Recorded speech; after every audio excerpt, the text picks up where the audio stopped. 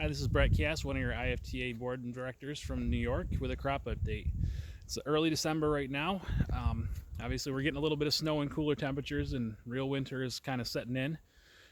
We've been in the lower 30s, upper 20s here the last few days, and we'll be dipping into temperatures overnight, and I think down around 11 or so here in a few days.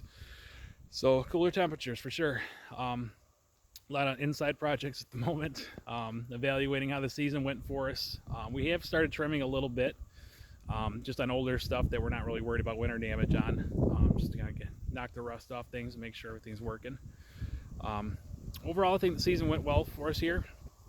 We did have a significant drought through later July into August there. We did have a fairly significant wet spring, so the cells were there. If you had irrigation and stuff, you got good size of it though. Definitely blocks were challenged.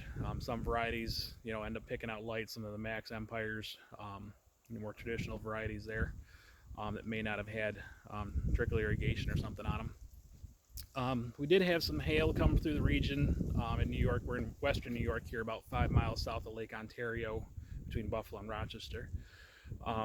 So there was some hail that came through. Depending on where you're at, you may have been affected, and a lot of varying severity on it, I guess I should say.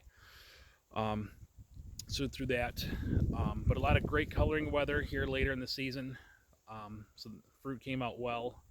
A lot of the guys wrapped up early November, between the 5th and the 10th or so for us. So I think a lot of things, evaluation on how the year went. I think some folks are going to be looking at irrigation, maybe some tiling projects and stuff for the springtime to kind of keep stuff wet. For us here, we're going to be looking at some soil sensors. We use some software with Hector. We were actually able to take photos of bins and geomap them in the orchard during harvest. And using that technology, we were able to kind of see the size range through the orchards and stuff, and where they're more drought affected. So implementing some soil sensors and moisture sensors, and just kind of see what areas of the blocks we want to concentrate a little bit more. So it's cold enough here that my hand is getting cold, so I will wrap this up. But thanks. Hope you guys have a great holiday season and winter. Take care.